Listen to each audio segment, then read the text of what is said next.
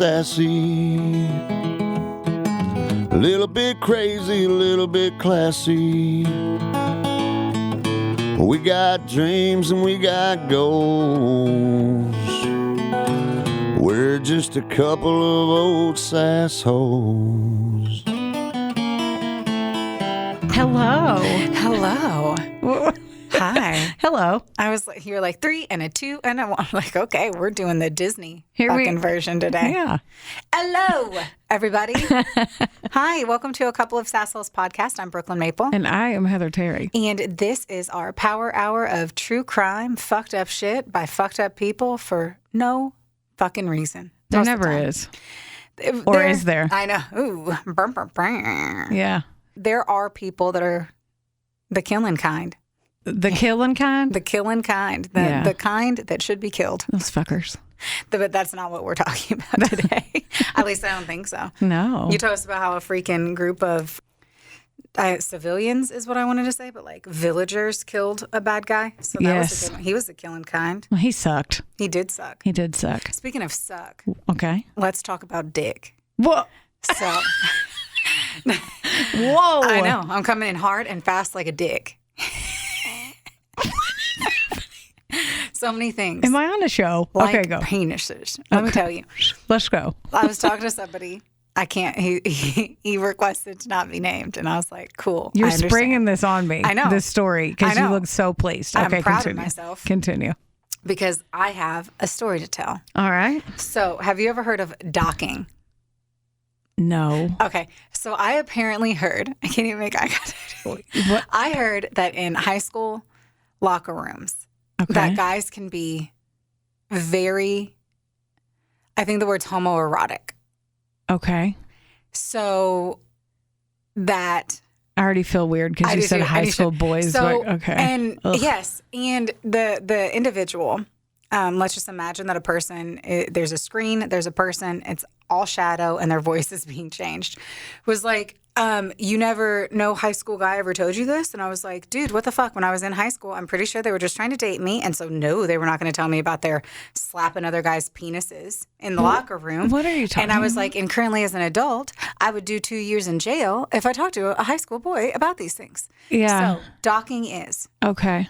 Everyone visualize. I don't want to say college guys at the very least. It doesn't matter. I don't want to say high school at all. Docking has nothing to do about your age. Oh, okay. That's why. Okay. It's just that I heard that this happened in high school locker rooms and that they would also like slap peens and stuff. And like it was real lesbian. You know what I'm saying? So we have 2 penises and they're facing each other. Okay. Okay. They're facing each other. They're having a private conversation. They're playing Red Rover. Yes. Okay. Penis tips are touching. I wish that y'all could see her. And then I look like I have a Chinese finger trap. That's what I look like. That right was such a good. Okay, continue. Anyway, I had a flashback to Chinese finger trapping.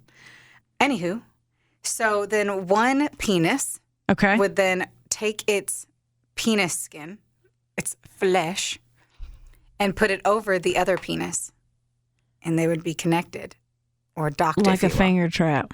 Why though? I don't know. And I asked that. And the answer I received was, I don't know. I never did. I go, and he go. I feel like this is made up. No, this is so funny. He was like, I was like, so which penis were you? And he goes, the one in the corner, not doing that. So I don't know. And it was a very interesting conversation of like, when we were in high school, like I would kiss my girlfriends goodbye, but I also have a little gay in me. You know what I'm saying? I do know what you're saying. Yeah. I got a little glitter in my tank, if he feels me. A little. And so that like, he was like, you know, women will hold hands and we'll hug and we'll lay on each other and we'll cuddle and we'll touch each other's hair. But we definitely weren't slapping titties in the locker room. We don't. So guys aren't very touchy-feely, but apparently they do some real fruity shit up in the locker rooms. Was this witnessed? Or is this just like, I heard that Chucky and Greg was a witnessed event. Put a sweater on the other pole. Yeah. That is so weird. It's very weird. And was it a dare? No. Why? And I said, how did it occur? And they're like, I don't know. It was just like That's not hey, a situation we should do this. that escalates quickly. I don't see. We're assuming that this is a situation that escalated, or this is just rowdy male homoerotic behavior in a locker room with penises flailing around town. They're all helicoptered. Sister, I don't know. I don't know what goes on in locker rooms. But apparently, docking is one of them. You're welcome. You're welcome. I don't know where to go from here. I know where to go. To my story, which is full of ass play. Yeah? She's pivoting all over the place, and I don't know where we're going. I am fucking Ross Geller in a stairwell on Friends circa 94. So okay. Go ahead. Okay. So let's talk about it, everybody. This story was chosen because I Googled... penises in locker rooms. Is that what you Googled? No, I Googled big buttholes, and this is what popped up. No. That's my favorite thing to Google is big buttholes. Fat assholes. Oh my God. I wonder what would happen if you did Google big buttholes. Do it. I bet it would be on your phone. A butthole that just got fisted. Do it on your phone. No, but I bet that's what it is, right? I mean, 100%. If you Googled what if somebody big has like buttholes, it would be, no, it's someone who just got fisted. But what if, like people say wide set vaginas, what if they have a wide set asshole? Dude, a big asshole is one that just had a fist put in it. Okay. Or that black guy's penis that was that Christmas card guy. The big one that did he die? Uh-huh. Yeah. So because he couldn't carry around the big penis. His back gave out? Yeah. Oh. Anyway. What is I don't know where we're not going. Charging $4.99 a minute for this. So I know, maybe we should. Anyway, okay, stop talking about nasty stuff. Let me talk about it. You're the one that brought the dick finger traps right off the jump out of nowhere with visual aids. Not really. You guys should have seen the picture she showed me. Oh my God. I literally have a cop in my front door like the next day. I'm like, what? No, I did not have underage boys' penises on my phone. You're playing hide and wane on your phone? Ugh. Hide and wane. Anyway, all right, so I Googled crazy serial killers, and this guy popped up. His name's Carl Panzram. Have you ever heard of him? Panzram? Panzram. Panzram. No. Okay, so whenever I found him, I was like, ooh, this is some shit. And then as I was continuing my meal, I found out it was a very, very hearty stew. Okay. I also realized that we had one day since we've been back from vacation for me to pull this together. So how did I pull it together? All of our sleuths out there. Well, Brooklyn did it the way that Brooklyn does it. She copied and pasted Wikipedia. This is brought to you by Wikipedia. Any other site? I looked at the Crime Wire, and I got through 6 sentences before I then had to carry on with my life. So, as we have spent a glorious 4 days, 3 days, whatever days at CrimeCon and talked to other podcasters who apparently do not put out episodes every single week, made us feel better that we don't always get to do 87 hours worth of research on our stuff. So, guys, if you want to follow along, you can literally go to wikipedia.com and you can type in Carl Panzram. Because this is a read-along. I love this. And you have read to me before, so I'm excited to. It's not weird. It was a lawnmower man, and it's fine. Yeah, it was. She literally called me. Anyway, story, you called me. You read it to me over the phone, and it was delightful. I love being read to. It's. I don't know what to say. Now you don't know what to say. And that I'm like, maybe it's a coddling comfort thing having somebody read to you. I have not had someone just read to me besides all my audiobooks where someone's technically reading to me. So it's probably a comfort thing. My dad used to read to me a lot, so that's probably it. Yeah. Okay. How precious. You ready to talk about fat assholes? Yes. Speaking and of we're which, not even talking about fat assholes, but we are talking a lot about ass stuff. Or you know what? Not really. There's just a lot of ass fucking in this. Okay. Ass and titties. Ass and titties. I think I saved this as ass stuff. You saved this document on your computer as ass stuff. Fuck, I did. You did. On my work computer, Please too. be careful going home so I can make sure that everybody knows I need that. to delete that. Now that you say it, it's literally on my work laptop. Saved us ass stuff. Yeah. I'm going to send Ben an email from your work computer that says, I think I have a virus just so you can find it. Well, he'll be intrigued to learn more about Carl Panzram. All right, let's roll. So this motherfucker. Okay. All right. He was born June 28th of 1891 on a farm near the East Grand Forks, Minnesota. The sixth of 7 children born to East Prussian immigrants, Johann, or John, Gittelbib, I don't know. What? Gottlieb Panzram. He was born January 28th, 1843, died June 6, 1926. No one really cares. And Mathilda Elizabeth Lizzie Panzram, the mom, obviously. She was born on New Year's Eve. Look at that bitch go in 1849. And she passed, sadly, December 6th of 1923. Now, he obviously had 6 other siblings, and they worked on that family farm because they were young labor, obviously. Now, they used to be like pretty much from the jump. Yeah. Yes, they only had kids to then do work for them. Yeah, they'd be like, you're 6 years old. Why don't you work 50 hours a week again? Let's talk about it. I don't know why we don't do that now, but I'll let that go. Yeah. Until there were truancy laws, which then made it illegal for parents to not send their kids to school. And that did actually happen while he was a child. So Panzram's parents were very angry. Now, what I did read is that his parents were not psychopaths like he ends up being. And I could be using psychopaths, sociopaths, all of that incorrectly in this case. We're going to figure it out together and we can all kind of decide. Blame Wikipedia. Yeah. No, I'll never blame Wiki. That's my baby. So his parents were super pissed about having their kids sent to school during the day and forced them to work in the fields throughout the night instead. Oh. So that's probably not great. He later reported that he would get just 2 hours of sleep before he'd have to get up for school. So that's not apparently his parents weren't psychopaths, but they were assholes. Punishments in the household also range from being chained to being starved. What? Mm-hmm. He reflected on his early childhood with the sentiment that he was not liked by other children. By the age of 5, he claimed that he was a liar and a thief, and he recalled that he became meaner the older he grew. His father abandoned the family when he was 7 years old, and apparently they just leave. What do you mean? Like that men didn't get divorced, they would just leave. They're just and never come home. I'm over it. Like, I'm gonna go get to that the milk. store, quote unquote. And just never come back. Not come back. Could you imagine? No. I'm like, yeah, totally. Yes, no, I could totally not imagine. No. No. Now I'd be like, my dad was murdered. He went missing. Not like he just ran away. He found a different family. He ran away from home. Yeah. Like they used to say. Always. 4 of his older brothers left, and then one of them drowned, which we're not going to go into because apparently no one cares. So let's talk about his early criminal record.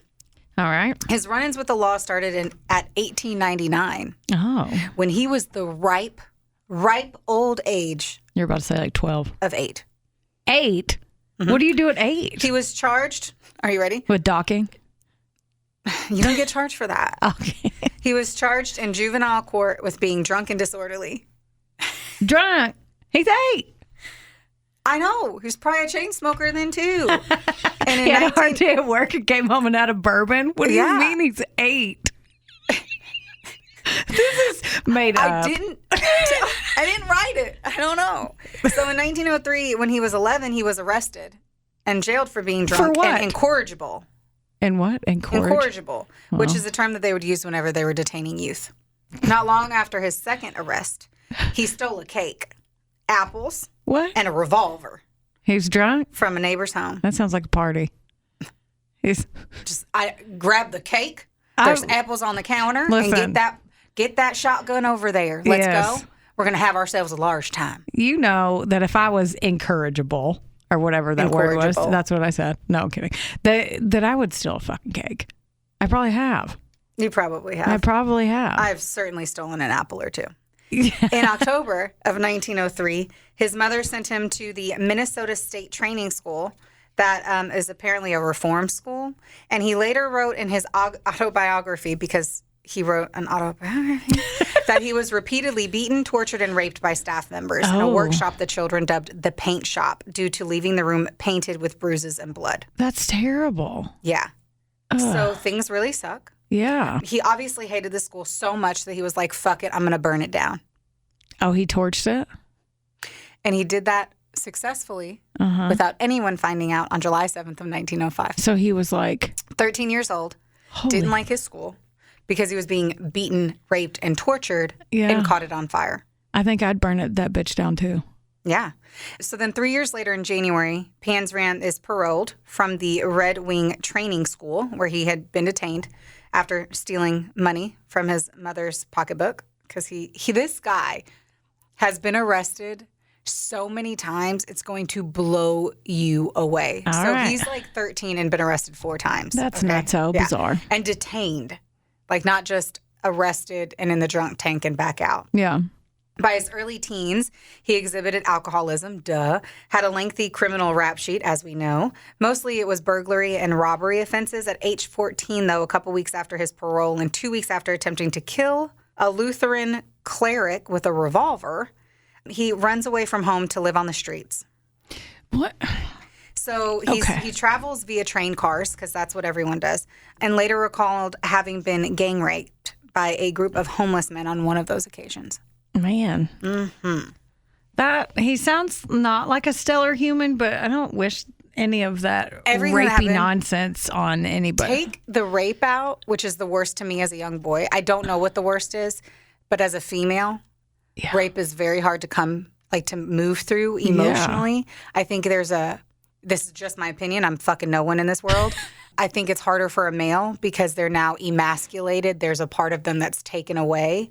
As a woman, we live our whole lives in fear of someone attacking and taking something from us. As a man, they don't. And I think when it changes their demeanor completely. I mean, that had to, especially back then, like the time period too, on top you'd of that, think. it's like Well, we say that. walk it but- off and toughen up. Well, let's talk about it too, because at that time frame, there was a concept of like a sexual sadism where you wouldn't treat a woman or a young girl, and I'm talking under the age of 14. Yeah. You would still have sex with 14-year-olds in sex houses, right? Females.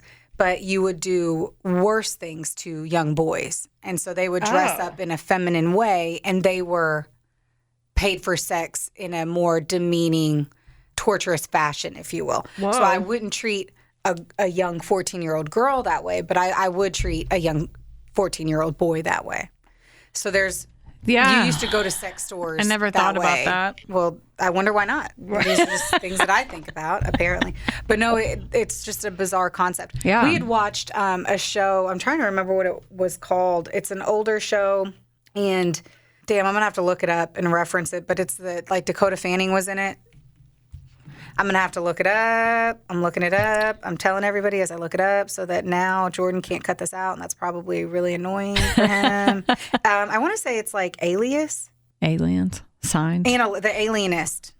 Yes. The Alienist. They only had 2 seasons, which is kind of a bummer, but that was one of them. Like one season was literally them killing little boys, and it was like boys that were like whorehouses that were full of very young boys dressed up as women that was like they would just openly have sex with. So there's a weird, yes, we think it's taboo to the degree of if I was in love with a man and I wanted to have sexual pleasure with a man-to-man environment, homophobic, if you will. But if I want to get my rocks off in a young boy's special place, then it would be okay. So I don't know. It's wild, but let's carry on. Yeah. Because I'm going to tell you right now, you're probably not going to get to your story today.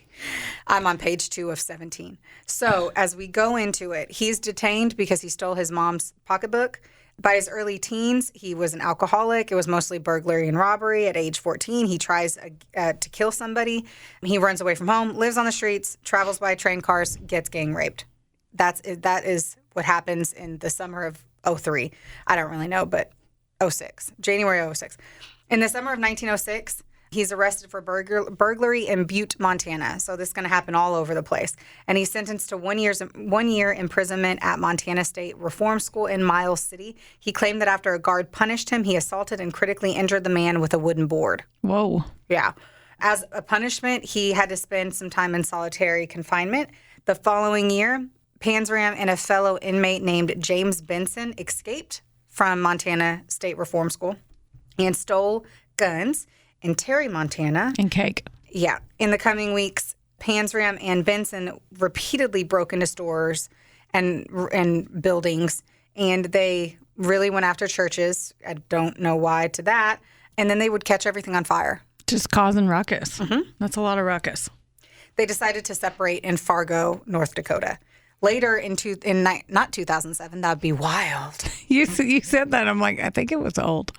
Yes. Yes. Which is why it's easier to make jokes when it's in 1900. Right. Later in 1907, after getting drunk in Helena, Montana, in a saloon, because it was a saloon time. I was swinging doors. Yeah. He enlisted in the U.S. Army.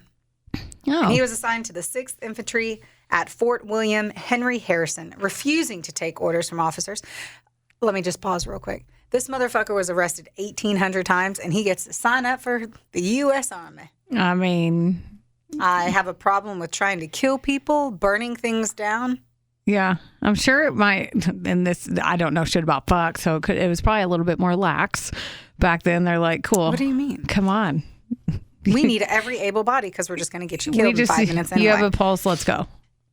Yes. So obviously he had issues with taking orders from officers and was generally just insubordinate because he fucking sucks. He was convicted of larceny for stealing $80 worth of supplies and served a prison sentence in the U.S. disciplinary barracks at Fort Leavenworth between 1908 and 1910, with U.S. Secretary of War William Howard Taft officially approving his sentencing. He later claimed that while he had been a rotten egg, air quote, before imprisonment at the military penitentiary, any shred of goodness left in him was smashed out. That's what he wrote. Whoa. This is where I feel like it was already being smushed before that. I would agree. And now it's like he's just threw in the towel he was finally. An angry person in general. Yeah. I think he had an explosive, addictive, narcissistic personality. Well, he young. had vodka in his baby bottle, basically, from what you said. And that was his choice, though, right? Like Yeah. at 8, that was him. It wasn't in his baby bottle, right? He found it and he drank it. Yeah. But also, if you're just being I don't know. Fucking crazy times. Yeah. Crazy times. Yep. After he was released, obviously with a dishonorable discharge, he resumed his career as a thief, stealing items that range from bicycles to yachts. Whoa. He was caught and imprisoned multiple times. He served prison sentences under his own name and various aliases in Fresno, California, Rusk, Texas, the Dalles, I don't know if I can know, Oregon, Harrison, Idaho, Butte, Montana State Prison, as you know, he went through different names there, Connecticut, Clinton Correctional Facility, Washington, D.C., New York, Damn. Leavenworth, Kansas. He's all over. Yes. While he was incarcerated, he frequently attacked guards and also refused to follow their orders. Shocking enough. Right. The guards retaliated, subjecting him to beatings and other punishments as well. In his autobiography, he wrote that he was rage personified and that he would often rape men whom he had robbed. He was noted for his large stature and great physical strength due to years of hard labor at Leavenworth and other prisons, which aided him in overpowering most men.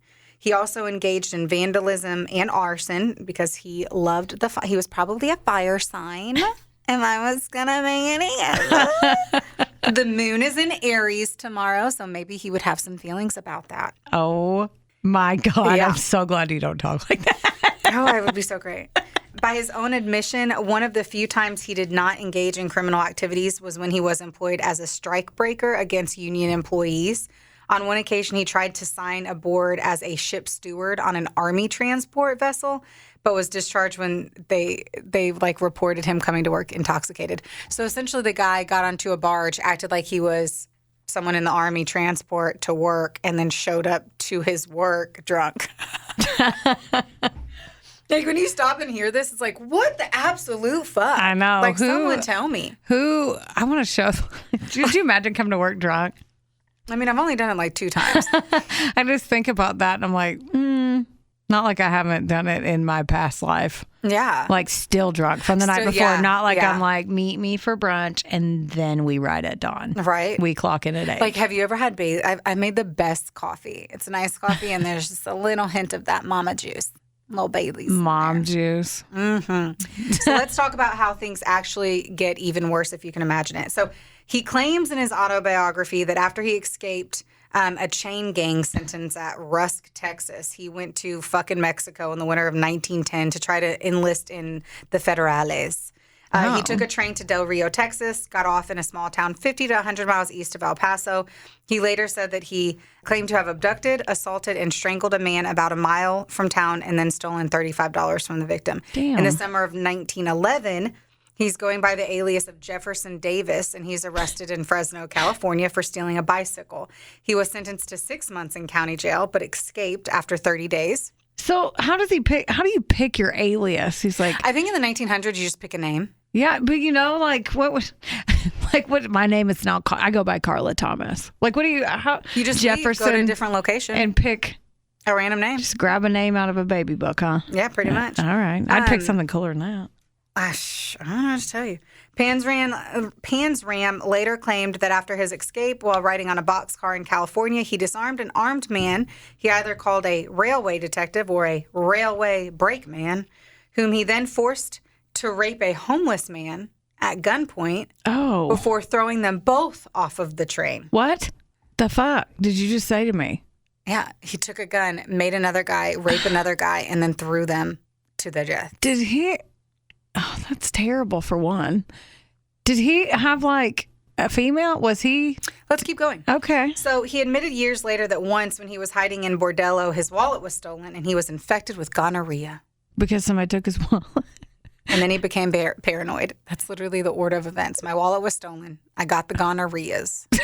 That's so stupid. And now I'm paranoid. That's so stupid. Maybe it's a sign of gonorrhea. I know syphilis can makes you crazy. So maybe gonorrhea can make you crazy too. Yeah, maybe. I think you need more information on what STDs in the 1900s could do to your mental state, Heather. I guess I should look Some into light that. reading. Light reading. In 1913, he was going by the alias of Jack Allen. That's a fun one. Jack And he's Allen. arrested in some other places for highway robbery, assault, and sodomy. Couldn't keep the dick out the butt. Couldn't Man, keep the dick out the butt. he definitely. He broke out of jail again because jails were apparently just really fun little spaces with open doors, unlocked open doors. He was in jail for only 2 months. He was later arrested, but then he also escaped another Why? jail in Idaho. He was again arrested in Minnesota, and he was sentenced to a year for burglary. I'm sure, once again, Does he give people gonorrhea when he robs them, he or is he poops out. just? I didn't hear anything about him getting a shot in his butt for the gonorrhea, so I'm Yeah. going to assume he's now just raging with the gono. Oh God. Yeah. On April 27th of 1913, as I mentioned, he was using that Jefferson Davis alias. All right, we're now moving into a new name. His name is Jeff Baldwin. He is sentenced That's a to good one. 7 years to be served at the Oregon State Penitentiary in Salem. Salem, like I don't know. Oh. Where he was taken on June 24th, 1915. 50-year-old Warden Harry Minto believed in harsh treatment of inmates, including beatings and isolation, among other disciplinary measures. Now, I assume he also just got put in really shitty prisons after bad things happened, but then that would make him more angry. He swore that he would never do that 7 years, and I defied the warden and all his officers to make me. Later that year, he helped fellow inmate Otto Hooker escape from the prison. While attempting to evade recapture, Hooker killed Minto, that would be my alias. which was the warden. So Damn. this event marked Panzram's first known involvement in a murder as an accessory before the fact. Though, obviously, it sounds like he probably was doing He did the other- murders elsewhere. He did do some fucked up other shit also. There's no way. Yes, and this is when they're noting now his different aliases as Jefferson Davis and Jeff Rhodes as well. And he falsely gave his age as 30 and his place of birth as Alabama. His only truthful statement was that his occupation was a thief. That's what he put down. He has to be proud somewhere. He's. It's like there's one thing I'm going to take with me, and it's my occupation. I've worked hard. Why would you I've been say- doing this since I was 8 years old. Right. You could say you're a property removal specialist. You don't have to say It was the 1900s. thief. Yeah. But I do like property church it up. removal. Yeah. You know? I'm sure he was very concerned with Sandwich churching, artist. churching it up He should be. as he was burning the churches down. So he was also disciplined several times while at Salem, including 61 days in solitary confinement. Ooh. Yeah. before he escaped again. What the? Why, I know. Are they leaving the door open? That's what I'm saying. He's like a cat that gets out of a barn. Like, what do you do? Why? They're always like, how did fucking Tucker get out of the back barn again? Did you leave the door closed? Open. Did you leave the door open? Did you leave the door closed? It would have been. He got out through the window. You know, Tucker likes to jump up there on the Who is sink. Tucker? The cat. You just go. I was like, I think she means the cat. But Yeah, Tucker. that gets Tucker out the closed barn door. What the fuck are we doing? I truly don't know. So he ended up escaping September 18th of 1917 after 2 shootouts in which he attempted to shoot Chief Deputy Sheriff Joseph Frum. He was recaptured and returned to the prison. On May 12th of 1918, he escaped again by sawing through the bars of his cell. With what? I don't know. I would like someone to tell me. With this, yeah. We'll wait. Wait. I don't know. I wish somebody could, because I don't know how. I don't know. Maybe they gave handsaws to fucking prisoners. I don't know. Well, who knows? Well, they just let him out the front door all the fucking time. And apparently there was just a freight train somewhere nearby, and he decided to head east. And now he's John O'Leary. What? No. He He shaved Irish? off his mustache and he changed his appearance. All new man. John O'Leary. That sounds Yep. like a fun bar to go to on St. Patrick's Day. He sounds like a safe bet. Like, oh, it's just a John. John He'll give you a O'Leary. ride home drunk. He won't try to touch your pee-pee. But You don't try to dock. was I trying can't stop to thinking touch your about that. pee-pee. Let's go. He's like, I'm never going to return to the Northwest. And we're Okay. like, the Northwest is like, good riddance. Yeah, I'm sure And they're cool with it, bro. He ends up in New York City. Oh. He got a seaman, What? like SEAMAN, identification card. I was like, what? There's ID cards for that? And his Yep, has still gonorrhea. white. Like, what? Well, his probably wasn't. And sailed on the steamship James S. Whitney to Panama. Then he tried to steal a small boat with the help of a drunken sailor who killed everyone on board and was arrested. Whoa. Still free, he traveled to Peru to work in a copper mine. After that, he traveled to Chile, London, Edinburgh, Paris, and Hamburg. That 1920, he commits robbery in Newport, Rhode Island. September 16th, 1920, he burglarizes the Taft Mansion in New Haven, Connecticut. By that time, that was the residence of a former president. Yeah. Dude is ballsy. Oh, I thought you were going to He say the president. That's why I specifically- waited. Oh, what? You said a former president, and then you paused. Oh, and sorry, I was, William Howard Taft. He specifically targeted the mansion out of the fact that he had been holding out against Taft since his incarceration at Fort Leavenworth, because he's the guy that signed it. Oh. Yeah. He stole a large amount of jewelry and bonds. And he also took Taft's Colt M1911, a 45 caliber handgun. Dun dun dun. Man. Using Taft's stolen money, he bought a small sailing yacht, the Akista, and embarked on an 8-year-long murder spree. What? Which spanned across several countries and involved multiple victims. Sailing south to New York City, for 3 months, he would lure sailors away from port bars into the yacht, made them drunk before he would put it in their buttholes. Wait. And then he would murder them with Taft's stolen pistol. So he just Subsequently, keep going. dumping their bodies near Execution Rock Slide in Long Island Sound. First of all, At this time, oh, they believe he killed 10 men during his sexcapades. I'm now done talking for That- 1 second. is so. First of all, that's sad. So he would just get them all liquored up and then put it in their butt and kill them like that. Is Dude, that it's literally like us in college. what? So we weren't What's murdered that? and it wasn't our butt. I was like, what is this us stuff? No, but yeah. How terrible. He would meet guys in the bar and be like, "Hey, I got a boat over here." And guys are like, "Boats and hoes, Right. boats and hoes." Want to see my boat? Like that's how I picture him saying it. You want Yeah. to see my boat? And they're like, "Yeah." Sure, boats are cool. And they're like, "I got some more liquor and it's cheaper." You know?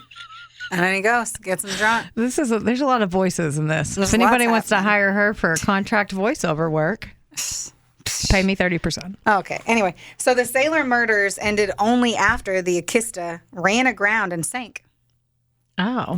That was the good old universe being like, no more butt stuff in here. No. I'm done. I'm done. And Oh. Heather just smashed her head into the It's microphone. fine. I will be a very inspiring pirate when I have to wear an eye patch after this. So it ran aground and it sank, and the last 2 potential victims ended up escaping to parts unknown, says Wikipedia. On October 26, he was arrested in Connecticut for burglary and possession of a loaded handgun. In 21, he served 6 months in a jail at Bridgeport, Connecticut. And then he got out. I'm sure. He did. And then he caught a ship to South Africa, not South Africa, Southern Africa, and landed in places that are hard to pronounce. In 1921, he was a foreman of an oil rig in Angola, and he later burned it down out of what he said was spitefulness.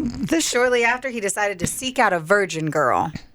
Oh, girl. Get ready for this. Okay. Panzram paid a resident Angola family 80 escudas, which is $8 in the U.S. Okay. And in exchange, he was given a 12-year-old girl. Stop. Whom he raped in his shack later that night. He then returned the girl to her family, demanding his money back because he said that she wasn't an actual virgin. Oh, my gosh. So then the family No. gives him an 8-year-old girl. Stop. He also raped her. And then he also took her back and said that she too wasn't a virgin. Are you fucking kidding me? He then claimed that he raped and killed an Angolan boy estimated to be about 11 or 12 years old. In his confession to his murder, he wrote, "His brains were coming out of his ears when I left him, and he will never be a debtor. He will never be any debtor." He also claimed that he hired a boat with 6 rowers, shot the rowers with a Luger pistol, and threw their bodies to the crocodiles. Why the fuck is he so... He needs to calm the fuck down. I will relay that message. All of this is... Okay. Unbelievable, right? I told you. Is this a movie? We'll get to that. After his return to the U.S., Panzram asserted he raped and killed 2 small boys, beating one to death with a rock on July 18th, 1922 in Salem, Massachusetts, and strangling the other later that year near New Haven. After his murder spree in Salem, Panzram worked as a night watchman in Yonkers, New York, north of Manhattan, at a Abico mill factory. In Providence, he stole a yawl and sailed to New Haven, seeking victims to rob and rape and boats to steal. What? In June 23, in New Rochelle, New York, he stole a yacht belonging to the police chief of New Rochelle. Ain't that crazy? He's like, I'm going to steal a yacht and I'm going to steal the police chiefs. I'm listening to all this. And then later, Your voices are bringing me joy. I'm glad. Continue. And I hope they're not annoying our listeners. They're not. After he got his yacht, he was like, you know what would be nice? What would be nice? A 15-year-old boy to join me. God damn it. His name's George Wallison, and he promised him a job on the boat, but instead he sodomized him. I don't know what happened to him after that. On Hopefully June he 27th, on the lived a river. happy life. Yes, hopefully he left, Yeah, that's what I mean. and Hopefully. he got a great job, met a lovely woman, Yes. and was hugged frequently. Yes. That's what happened to George Thank Wallison. you. On June 27th, on the river near Kingston, New York, Panzram claimed he picked a man up, but then believing the man was going to attempt to rob him, he used a .38 caliber pistol from the stolen yacht to kill the John Doe. Panzram threw the body into the river. The next day, he and Wallison, our friend George, who hasn't left yet, docked at Poughkeepsie, New York. He stole $1,000 worth of fish and nets. Then at Newburgh, New York, Wallison, having witnessed the murder the day before, jumped overboard and swam ashore. So he did get away.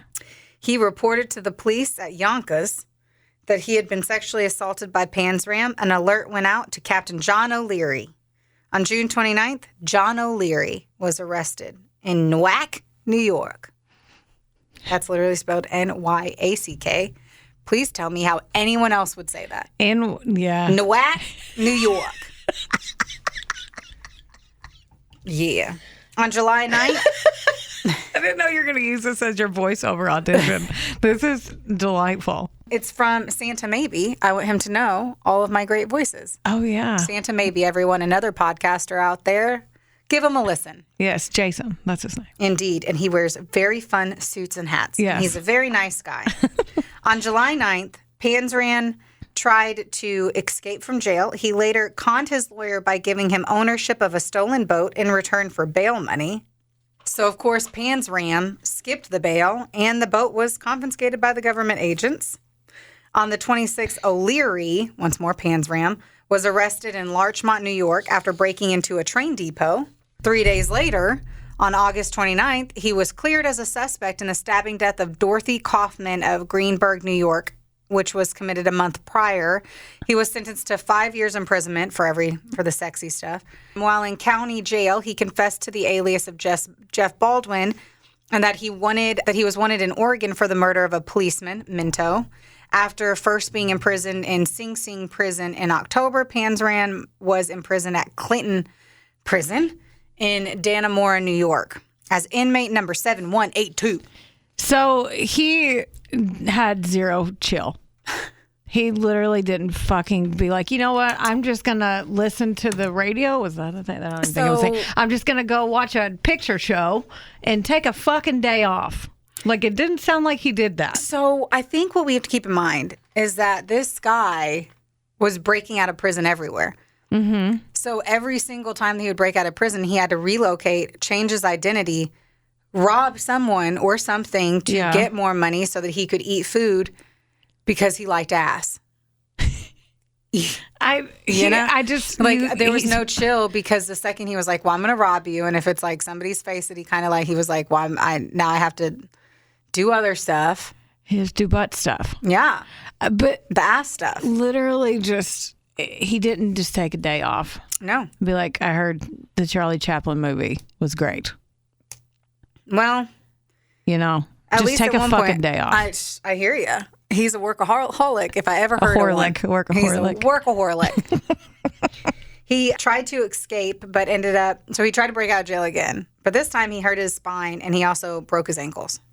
So I'm going to guess he tried to jump out of a window. God. My assumption, based off of broken ankles. I mean, yeah, that's what it sounds like. He was just discharged, though, because you should let him go. In July of 1928, and then he committed another murder. What? What? The summer in Baltimore, Maryland. But he does finally get arrested in Baltimore. And this one looks like it's going to stick. And it was for burglary again. It was August 30th of 1928, so that same year, the very next year. He steals a radio and some jewelry from a home of a dentist. Don't fuck with dentists, guys. No. They got them chompas.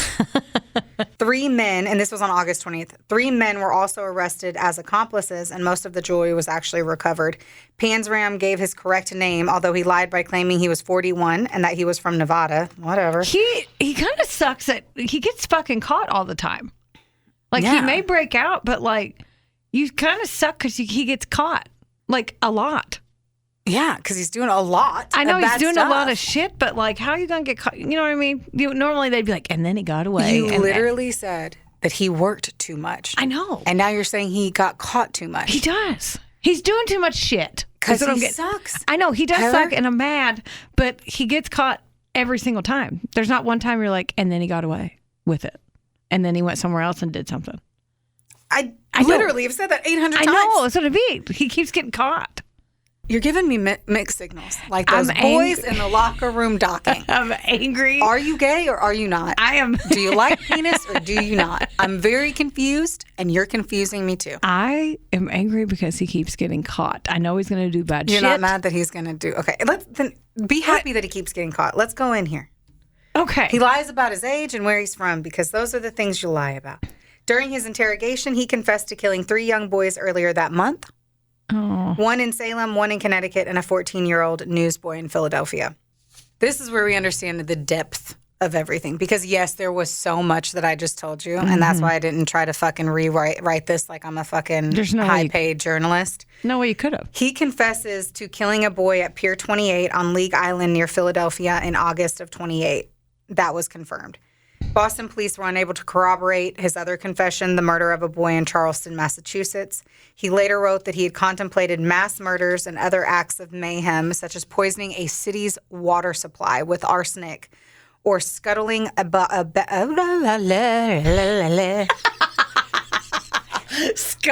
scuttling a British warship in New York Harbor to provoke a war between the U.S. and Britain. What's scuttle? What does that mean? I'm going to assume trying to start making it look like Fuck around and find out? And enemy warfare of some, I don't know. Scuttle. Make a note and Googs it. In the light of his extensive criminal record, he was sentenced to 25 years to life. Upon arriving to the Leavenworth Federal Penitentiary, he was identified as inmate number 31614. He warned the warden, I'll kill the first man that bothers me. Because he was considered too psychotic, he was assigned to work alone in the prison laundry room, where the foreman, Mr. Robert Warnke, was known to bully and harass other prisoners because he, too, had some daddy issues. Right. And Warnke would soon antagonize Panzram, even though people were like, dude, don't fuck with that guy. And so what do you think Panzram did? He beat him to death. Oh, man. On June 20th to 29 with an iron bar. Ow. He was then, because of that, convicted and sentenced to death. He refused to allow any appeals of his sentence in response to offers from death penalty opponents and human rights activists to intervene on the death of a serial killer and rapist and burglar and arsonistism. Arsonist? Arsonistism. Fucker. Yeah. There's actually people who are like, no, don't do it. Don't do it. Fuck you, motherfucker. Anyway. They scuttled about. They scuttled everywhere. He said, the only thanks you and your kind will ever get from me for your efforts on my behalf is that I wish you all had one neck and that I had my hands on it. That was, okay. I don't like him, but that was a good little movie line, if you will. Yeah, he was like, I just wish you were all one person so I could I wish I could strangle put the life out both of you. of my hands around all of your necks simultaneously. Drops the mic. I love how he's like, thanks for trying to save me, but I'd rather kill you. Yeah. Okay. Crazy fuck. While on death row, Mr. Panzram was befriended by an officer named Henry Philip Lesser, who would give him money to buy cigs. He was so astonished by this act of kindness that after Lesser provided him with writing materials, Panzram wrote a detailed summary of his crimes. Whoa. And his philosophy while he was waiting execution. And that is his autobiography that he ended up writing. That's out? Yeah. He explicitly denied having any remorse for any of his actions and began his journal with the statement, in my lifetime, I have murdered 21 human beings. Fuck. I have committed thousands of burglaries, robberies, larcenies, arsons, and last but not least, I have committed sodomy on more than 1,000 male human beings. For all of these things, I am not in the least bit sorry. I have no conscience, so that does not worry me. He that raped is 1,000. so terrible. Right?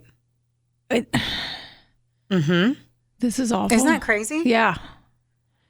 I don't even know where to. Yeah. It's fucking nuts. It is. Yeah. He was hanged on September 5th of 1930. As officers attempted to place the customary black hood over his head, he spat in the executor's face. When asked for any last words, he responded, yes. Hurry it up, you Hoosier bastard. I could kill 12 men while you're screwing around. Whoa. Hoosier bastard. Wasn't even in Indiana. I know. Hoosier Ain't that crazy? Yeah. Could you imagine that they're going to kill somebody? He's like, don't put that fucking shit on me. If you could do it faster, I could have already killed 12 men in the time it's taken you to fuck around. Yeah, he sounds very stable. He was buried in the Leavenworth Penitentiary graveyard and only by his prison number, not his name. Good. 316. I bet he haunts it. I don't know. I think he didn't have any unfinished business, you know? Yeah, clearly he didn't. He was very busy. Yeah. No wonder he got gonorrhea. I mean, flailing it all around. Fucking, what's that guy's name from 2.5 Men? I don't watch that. Charlie Sheen, the Yeah. guy that plays it. Mm-hmm. Giving me Charlie Sheen vibes. I'm shoving it into things. Oh my God. So the former prison guard, Henry Lesser, he actually saved all the letters, and he's the one that made the autobiographical manuscript. Yeah. He spent the next 4 decades trying to have this material published. He did? In 1980, he ended up donating it to the San Diego State University, where they housed it as Carl Panzram papers in the Malcolm A. Love Library, which is unbelievable. And then other writers, Thomas E. Gaddis and Joe Long, co-wrote Killer, a journal of murder in 1970. And they'd consulted with Lesser, who let them draw from the manuscript for the work. Wow. Marilyn Manson, in his song The Nobodies, he sings the lyric, "Today I'm dirty, I want to be pretty. Tomorrow I know I'm just dirt," which is from one of Panzram's quotes. Whoa. Yeah. They did do a Fantagraphics book in 2005, which was published by Joel Coleman's comic book Muzzlers, Guzzlers, and the Good Yegs, which had a section that was dedicated to his life. As for movies, there's a Yugoslav film, Strangler vs. Strangler. I don't know. That's in 1984. It's about an ostensible, I don't know what that, big word. What a... serial killer, which talks about his quote, "I wish you all had one neck and my hands were around it." In 95, Virtuosity. He's one of the prototypes for a virtual reality serial killer named Sid 6.7. Oh, Jesus. Killer, a journal of murder, 95, was loosely based on his journals. It featured James Woods in the role of Panzram and Robert Sean Leonard as Henry Lesser. The German horror film Scram begins with a quote from him, "Today I am dirty, but tomorrow I'll be just dirt." And then John Borowski released a documentary, Carl Panzram, The Spirit of Hatred and Vengeance, in 2012. Shit, fuck. Woo! Man, that was a lot. That was a lot. That was a lot. That was a lot, guys. I don't think we've ever talked about ass, literal ass, as much as we did today. It's a good day. Is it? I'm always down to talk about ass. You know, if there's something that's on the tip of my tongue every day, it's ass. I'm going to take that sound bite and make it your ringtone. Please don't. The tip of my tongue. The tip of her tongue is always on ass. You guys are hearing a lot of breaking news. A lot of breaking news. So, shit. That was wild. That was wild. I'm sorry that you had done work and I just took up the entire hour. Yeah, it is a power hour of fun and we are getting close. So, I don't know what to say about this one. what is there to say? Nothing? I think it's a... Glad he's dead? Yeah. Sucks for all those people? I think that... Okay, so I'm not... Okay, firstly, the time frame we're talking about was a really hard time to be alive. So no one kill me for this. But I'm pretty sure a dick in the butt probably wasn't the worst thing that was happening. So the 1,000 men who, like, I'm hoping it was a horrible situation, but it was something that they were able to move through to continue on with the utter shitty time that they were just alive on this planet. We're very lucky to be alive right now in this moment. Just saying. You're hoping that there's light at the end. I'm hoping that it wasn't... Like it sucked, but they can move past it. Yeah. I get what you're saying. Yeah, like it sucked and it was a bad thing, and I'm definitely saying it wasn't not a bad thing. Yeah. But they weren't murdered, so I'm just hoping for the best on that one. Yeah. I think it's a I think it's shocking that in that time frame, yes, we had serial killers, of course, but like for his upbringing to be as bad as it was, and I guarantee that upbringing was way more similar and way more regular. I'm sure. Oh, you're not working? I'm not feeding you. I'm literally having kids purely to run the farm, to keep us afloat. Yeah. There wasn't love and kindness and all this shit. People weren't getting married because they loved somebody. They were getting married because it was going to help them bring more cattle to their fucking farm or whatever it was. You know, it was such a different time. It was. So obviously, there's times where we're like, oh, where you were fucking trained to be a serial killer, or you were trained to be a fucking rapist because of this horrible shit that was happening to you at a young age when you were so developmental. Mm-hmm. But everything fucking sucked back then. If we're shitting in the streets, it's a bad fucking time. It's a bad fucking time. Yeah, and not all of them grew up to be. That's what I'm saying. That. Like, He it was a perfect storm of someone who probably already had. He sounded like a sociopath if he didn't have any empathy whatsoever with all my medical training. Yeah. No, but that's what I would guess. He didn't fucking care what he did. He just was like, I'm mad. I'm mad. I'm literally going to sail around the world and do all the awful things he could possibly do. But at what point in his life did he ever feel an emotion that wasn't neglect, anger, rage, pain, shame? Yeah. When was he like, you know what? I was my happiest in 1918. That's when I was on that boat. There was no good part in his life ever. At 8 years old, he was getting drunk. Yeah. He was already arrested at fucking 8 for drunk and disorderly. That's so nutso. Unbelievable. I know. And at 8, to be arrested for drunk and disorderly, let's all wonder what the fuck that would entail. If it's right now people pissing on the side of the street and trying to cause a bar fight. Yeah. And back then you could literally drive while drunk and it wasn't a DUI. Yeah. And he's and public intox. Where were you publicly intoxed? Like, what were you doing? Like, what? Because seriously, though, if you think about it, like, he's 8, go get in a fort, go play with a stick. I don't know what little boys do. He but like, found a bottle of the good but stuff. instead, like, what was he doing? Just walking around singing his favorite song? And he was on a farm. Yeah. What was he, in the middle of the bar? Fucking showing his ween to everybody while doing a dance? Right. I don't know. He's like, there's questions to that. Yeah. It's like, now, next up, guys, this is Johnny Cash. Like, what are you singing karaoke? What are you doing? I don't understand. I don't know. I wish I knew more, but I don't know that I want to know anymore. I don't want to know anymore about this. He was a pretty fucking crazy person. He pretty much just rode the fucking horse named Rage and Anger. Yeah. And Pound Town. And went all over the place. Craziness. Yeah. Well. There y'all have it. There's the story of Carl Panzram. That's a wrap on that. Damn it. Mm-hmm. I don't know where to go. I can't wait to think about that one for a long time. I can't wait to go home and tell my family about this story. Because that's what I do. Every time we record, I'm like, hey, did you know that a 14-year-old killed his teacher? And they're like, what the fuck, man? Oh, yeah. Can you stop this? I'm going to be like, did you know that this guy... I know. Worse. Okay, well, I'm glad that my homework is done for next week. I'm really excited to tell you about this one, too. So... it's because you're going to have a lot to say. Awesome. I'm excited. But I'm kind of pouting now. I'm like, fuck, I was going to talk to you about it off of the podcast, and now I have to keep it in my toque another week. Oh, so, yeah. I'm excited for you, though. I'm excited for you to have your research done. That's always the biggest load off is to have your research done. If any interns out there.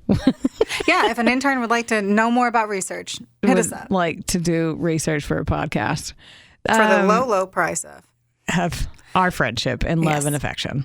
Heather's is likely more expensive than mine. So if she was a Cameo, you'd be a more expensive Cameo. No, you know what? After today, I'm going to choose to take that. Why would you choose to take it? What would the other option be, sister? I don't feel like, because I disagree, I guess. Okay. Well. Yeah. But okay, so you guys, thanks again we love when you guys tell us that you listen to this shit. Like it is a delight that you actually listen, that you reach out to us and give us feedback, that you like our jokes, that you're apparently recruiting your husbands to listen to, because that makes me laugh a lot, especially when we just talked about dicks and buttholes for an hour. We might lose a few there. Just skip this or one. They might lose their husbands. I'll be like, or they're like, oh, that's what it was called. Docking. Cool. Yes, but with the kids and their wild ways. Yes. Anyway, thank you. We love you guys. It makes our hearts really full whenever you say that you love us, because we love you. Yeah. And it makes it worth it, because this is. We would love you more if you subscribed. And then rated, and then told everybody, right? And you just stared at me. Yeah, that helps us get seen by more people. Way. I don't have to request that you mark things off the to-do list for me to love you. Well, I'm more expensive, so there's requirements. That's what I'm saying. She's the expensive one. She's the harder one to please. We love you. Thank you so much. Like, listen, rate, subscribe. We're about to get into spooky season, bitches. So get ready. Here we do go. Here we fucking go. All right, love you. Bye. All right, love you, bye. Theodore, can I pet that dog?